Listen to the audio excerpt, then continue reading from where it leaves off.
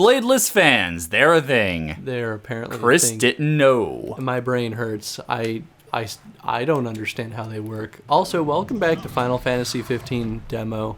Oh, don't go in there. It's dangerous. Yeah, there are sword. bladeless fans in there. Bladeless fans. It's too dangerous to go alone. Take this teleporting sword. Those are very dramatic, like, shift of pose to be like, you should enter. Whoa, dang, look at that tight butt. How does he even move in those pants? The future. Bladeless fans is how. Well, yeah, he's actually not moving his legs. The bladeless fans are doing it for him. Bladeless flans? I hope your flan is bladeless. Flan, also a bad guy from earlier Final Fantasies. Oh, Jesus. Yep. It's like he's blind in that. Oh, yeah, he has His a name scar. is Deadeye. I should have expected that. Deadeye, the name says it all. Perfect. It's just like 3 slaps in the face of the whole thing right here. It's eating something. Let's do this. How do you eat with those giant, like, tusks of a You tooth? know, I don't actually know. I think what happens is when his head bobs down, his hair actually shears the meat off, and he just swallows it whole. I want to imagine he uses his, like, giant teeth as, like, a pickaxe and just shred the body on the ground. He's just slamming his teeth into it until it falls apart. Are you controlling it at all right now? I was just moving forward. Oh, okay. Oh, well. You know, the camera's shaking, but I feel like he didn't actually make that much noise. It's just like, rawr. Shaky camera, oh my god. Damn, I love it. I love this so much. Isn't this great? It gets better. And you know what else is great about it? Is that most Final Fantasy games, giant monsters are not really a big deal. Like, they're there. It's just an accepted thing. Yeah, right? It's just like, shit, this dude's giant, but we're gonna kill him anyway because that's what we're good at. And this is actually like, holy shit, it's like we're hunting a fucking dinosaur right now. Just wait till we get to the point where we debunk a typical stereotype of Final Fantasy or anime moments. I'm gonna point it out to you, and you're gonna be like, "Oh my god, you're totally right," and it's great. You know, I wonder if a lot of these design changes are influenced at all. If you notice, by the way, a little light on my chest Hey. when I walk around during the nighttime. Okay, sorry, Clever. you were saying? I wonder if any of these design changes are at all influenced by Square Enix. What do they do? Did they buy Eidos or I forget how to pronounce that studio name, but the ones that did Tomb Raider. Eidos. Eidos? I don't really know. Eidos, maybe? EI usually is just I. It's like EIDOS. I think that's how you spell it. But they bought them out, right? Because I think they were going under, and Square Enix was like, no, you guys are awesome. We want you to work with us. And they were very much an action-focused studio. So I wonder, even if they didn't work directly on this title, I wonder if working with that studio has influenced a lot of their design. As I said, Square has really gone this way, this action route lately, and it would not surprise me if that has such a heavy influence on their game design. And I feel like there's either they employed some of the people from within that studio, or they have already basically infiltrated Square as a whole, and so instead of trying to go against what they're good at now, they just kind of went with it. Oh. Well, I mean, they're owned by Square Enix, so they don't really get a choice anyway. But, I'm curious, because any good developer should be able to learn from other developers. And I don't know, maybe it's just me, but I feel like Square Enix has been kind of dropping the ball a lot lately. So maybe they kind of decided to open their minds a little bit and look at and see what other people were doing that works. Absolutely. Blue guys, I hate them. I do wonder actually how well this game is going to do in Japan, because I don't know what the Japanese what the Japanese prefer in their games, because I don't live there. I don't know their culture. I mean, JRPGs have certainly weakened in America, but I don't know how well they do in Japan. Right, exactly. But I know that action games are very, very much a Western thing. So it makes me wonder how the Japanese are responding to Square Enix shift toward action-based games. I mean, this has been a long progression too, but I honestly don't know how well some of these games are doing over there, and I imagine they have to be doing at least moderately well. But yeah, no, I don't know. I guess I'll have to look that up at some point. I'm sure somebody's got an article out there about it. Fucked up. Oh, he's dead anyway. Ugh. Dead. These things, they live forever because you cannot hit them easily. Okay, here's a complaint I have right now. I just realized there was like 12 of those guys I just had to fight. They have unrealistic expectations because they will make you fight a lot of things that are fast. And so you swing at them and they just scatter. They just scatter like a flock of birds. And you are very ineffective in your ability to hit them, and so you're like, God. And then the moment you gang up on one, you get hit, and then the guy you were hitting gets away, and then now you can't like finish him. It doesn't really seem like you're ever really at risk of getting killed, so it just becomes a long, tedious process. You will be at risk of getting killed later. Trust me. Okay, so right now once it's just a certain sort of enemy getting comes you in used to the behavior. But pretty much. Also, another thing is they said, like, once I got to this point, they're like, you should probably rest before you go fight Deadeye. Yet there was no camp anywhere. So it was like, no, I'm just going to go forward now. Do you think maybe they were... Did it say that? Yeah, it said you should go camp now. And I was like, I'm not going to do that. I'm here now. I'm not going to leave the area that I just got to. Plus, if you leave and come back, aren't you going to have to just kill everything again? Maybe? Unless there's a camp that you just didn't find. There might have been, but it wasn't close enough to where I felt comfortable leaving and coming back. That's fair. I actually, I know for a fact that there is one nearby, but I just didn't feel like doing that. And I think that's a testament to say that there's going to be a lot of players that do not feel like you shouldn't tell them to leave the moment they show up at a place. Right. Like, it was still daylight, and I had just traveled, and I just got here, so... here's another thing, inconsistency in button presses. So X is not the answer. Circle, just to jump over. But later, when I come across a fence, X is the answer.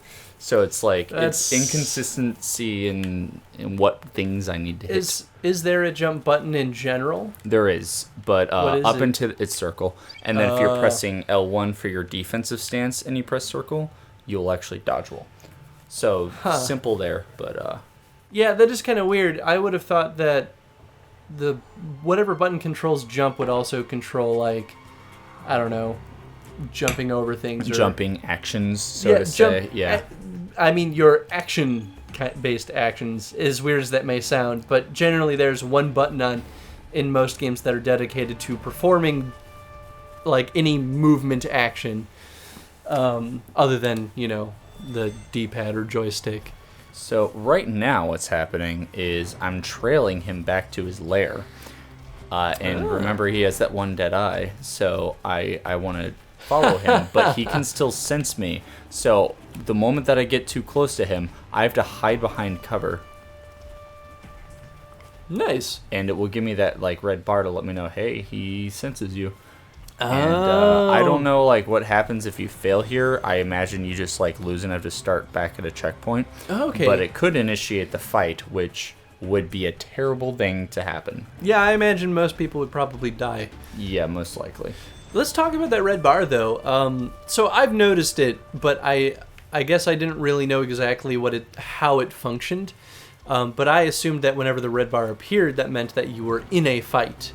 But in this instance, it's telling you that you are detected but not seen. Actually, it's always that. It's always when the red bar shows up and it gets bigger and bigger, it means that you're closer to getting in a fight. Okay. When you're next to an enemy, you won't immediately initiate a fight because it's like sizing you up, figuring out if it wants to fight you or not. And the longer that bar stays the longer you are near them, the wider that bar is going to get. And when it reaches like its fullest length, then you start a fight. Huh. So it's actually utilizing a mechanic that you're already familiar with if you've been playing the game. That's really smart, actually. In a weird way too, especially right now. Oh no. Oh boy. Oh, well, we found out what happens when you get caught. I guess I just, like, the bar didn't matter at that point. I just got too close to him. Yeah, it just expanded way too quick to have any control over it. The interesting thing about this, though, and I mean even the bar in general, is that it actually incorporates stealth game mechanics. Yeah. Which I think that's actually really cool because we're really not presented a different environment. Like, the game is playing exactly how it's been playing this whole time, but the objective encourages us to use it in a different way, which is really... So it's smart on a design level because it doesn't require much additional work. It's utilizing existing mechanics in a different way. So it's efficient design, actually, is really what it comes down to. But it also has the secondary benefit of giving the player a new and refreshing different experience, or new challenge. Without having to add anything new, any new buttons, any new mechanics. It's pretty simple. Like, I can run right now, but when I run, chances of being spotted increase. I can take cover, and as we knew before, that allows you to recover MP and HP, but in this case, it means I'm hiding from the big bad. Mm-hmm. Also, we saw him before that he one side of him is bad, his right eye is bad, which is why I got caught here earlier, because I was on his left side, where his eye's good. And so that was showing, like, obviously a directional thing. I want to stay within... that direction, and the direction at which you're pressing when you attack and stuff like that actually changes up. And right here they're letting me know, hey, you're too far away, you got to catch up. So now I've got to run, which is another mechanic I've learned. So up until this point it was just a convenience, but now it's a necessity. Yeah, and best of all, too, is that this doesn't feel out of place, which a lot of that is because we're using mechanics that we've already learned. But like having this style of challenge in this game still makes perfect sense for what we're doing. So I think just this challenge in general is just very intelligently designed. The other thing I love about this moment, which we kind of touched up on before, why is he's walking in a circle? That clever. It's because he obviously knows there's something following him. Like, the moment, that's kind of the justification, is like right away he senses you in a game. It, like, lets you know, hey, he sensed you. So yeah, he's just like walking around in circles trying to trick you. But anyway, yeah, the what was I gonna say? The one thing that I really like about this scenario is I am playing a group of 4, what we've seen so far, very powerful people who have to sneak around to avoid fighting this thing. While in just about any other game would be like, all right, we found it, now let's kill it. In this case, we're like, no, we can't fight him here. We will die. So much to the point where if he catches you, you have to start over at the checkpoint. Yeah, a party of dwarves facing a dragon is still just a party of dwarves. Yes, until they set up the boiling pot of gold and the crossbow. It's... I don't even want to talk No.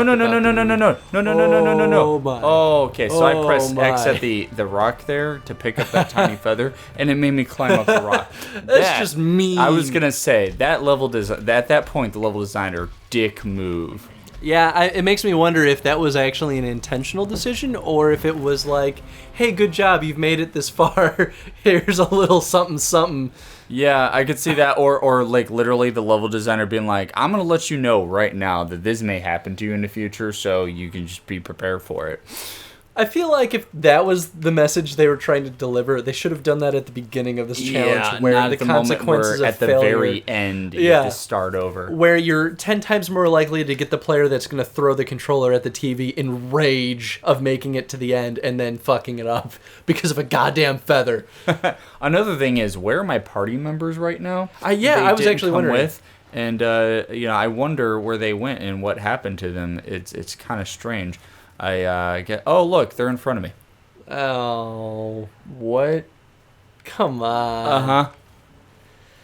I mean, By the way, this whole section I did in daylight, so the fact that we're doing it at night is kind of cool and really? a little creepier. Oh, that's yeah. super cool. We're gonna totally want to do this next part and next episode. Just let you know. It's Okay, gonna well be then, a thing itself. Before we end the episode, then I want to just say, like, the sad thing about your allies appearing in front of you like that is that the resolution would have been really simple. Just have them following behind you. Yeah. You could even, like, as soon as you cross, remove control from the player, just rotate the camera around to see it, and have them all walk in and be like, hey, look, they found you. Oh, it would have been great, too. If something sticks up from behind you and grabs you when you've been chasing Oh, this giant thing. yeah. You're creeped out only to find out it's one of your people Someone that just you've like forgotten about until now. Yeah, someone just like puts their hand on your shoulder and it's like, ah.